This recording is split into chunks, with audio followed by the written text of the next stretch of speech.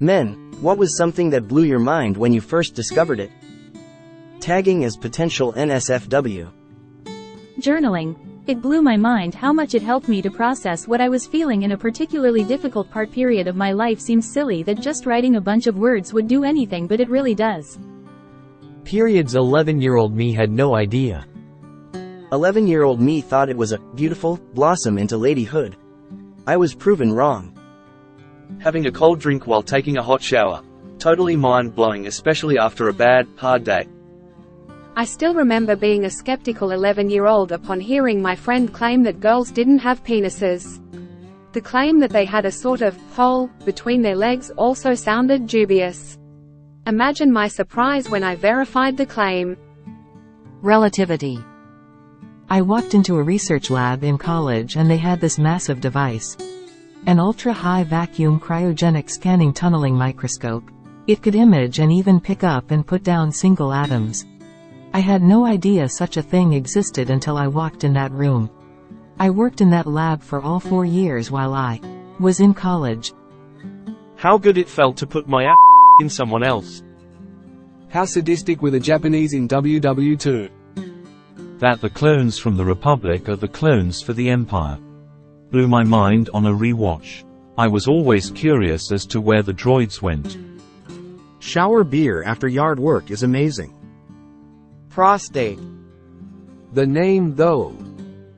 Truly mind-bending. The fact that time and space have no meaning to even though they travel at a finite speed broke my brain. Salads actually do taste good and are refreshing if they're actually made fresh with good dressing and aren't just some Olive Garden side salad trash. Do you find you reread entries later down the line, or is it more about getting the thoughts out, down on paper? This one is crazy, but as a kid, learning about the sun's death positively rocked me to my core. I asked the classic, well, if the sun is just going to expand and destroy everything, then what's the point?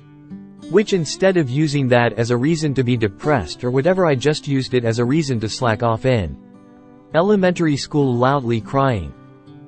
You are my.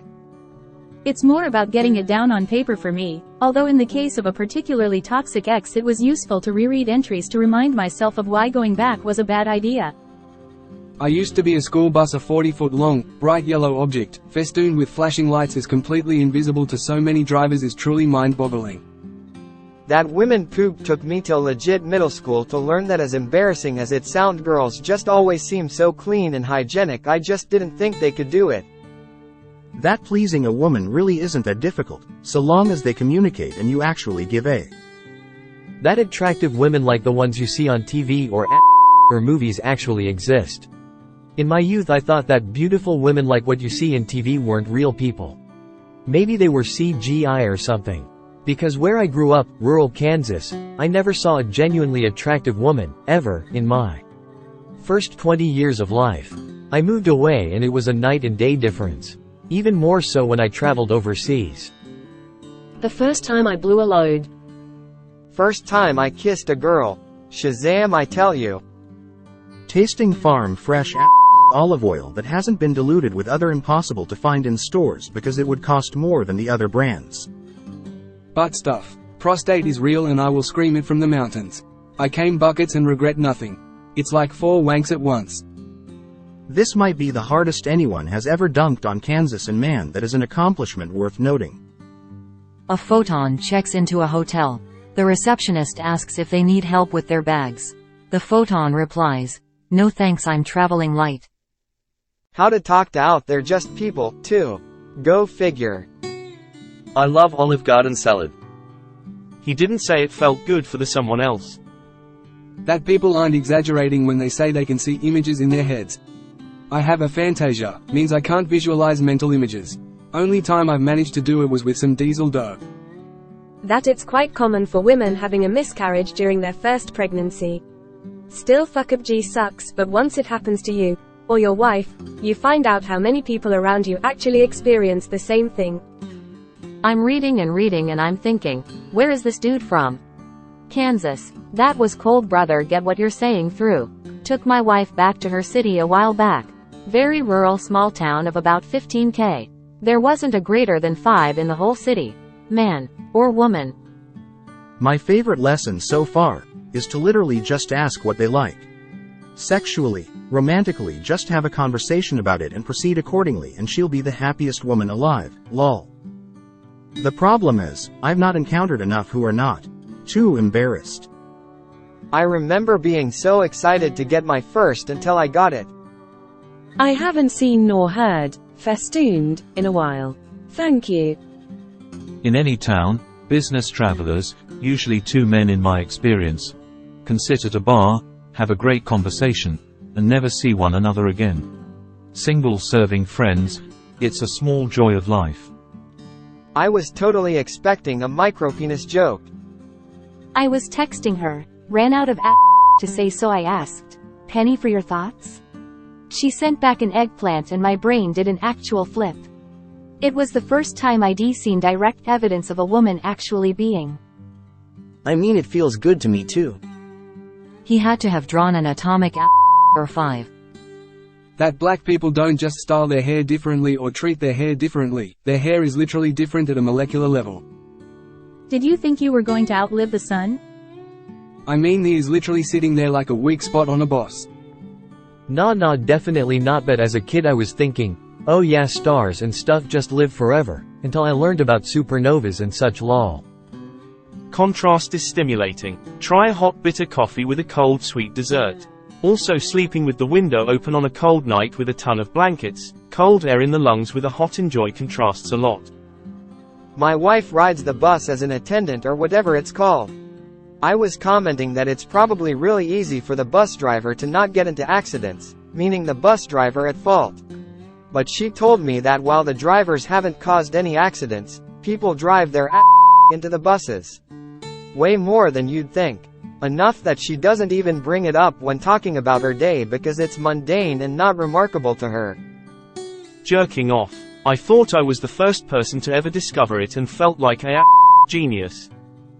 The older we get, the less embarrassed we are. At least most of us. Eventually you'll hit an age where the women your age will tell you everything they want and how they like it, rolling on the floor laughing. Happened to me and my wife, and as you say, a lot of people came forward to let us know of similar experiences that we had no idea of, many of them having gone on to have things to go through, but as weird as it is to say, in the long run was a positive experience for us. Brought us much closer together, made us both realize how much we wanted to have a family, we're expecting late July, and made us so much tougher mentally.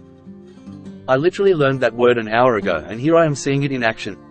The word is crazy. Greater than we're expecting late July #WOOT woot. Congratulations. That's great to hear. Yeah, I think it's kinda taboo, and from our experience, we were ashamed feeling before we started hearing from friends and family that had also miscarried. And sorry too. Hear y'all went through that too. It's about 1 in 4 that know they were pregnant in the first place. About half to 2/3 of all fertilized eggs self-abort as part of nature's QA process. It usually happens before a woman even knows she was pregnant or even missed a period. If there are any signs, usually a late period or a heavier flow. I've been in an accident caused by my bus driver as a kid.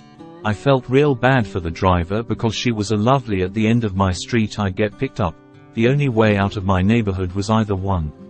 Attempt to pull into my street, back up and do a 100-point turn if no cars were on the street, then go back where she turned left into a parking lot.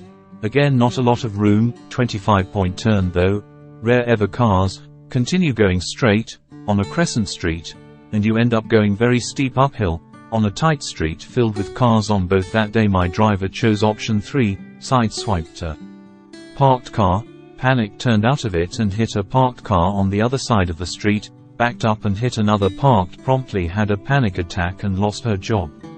We didn't even notice we hit the first 2 cars, we just felt some light jostling around, but the last car had its windows blown out and we heard that. 12 just going 13. About a year later we got a laptop with internet access. Hoo boy did that go well. It's essentially therapy. Kinda like how the Japanese say there's 3 faces, one you show the world, one you show only to yourself, and one you don't even show to yourself.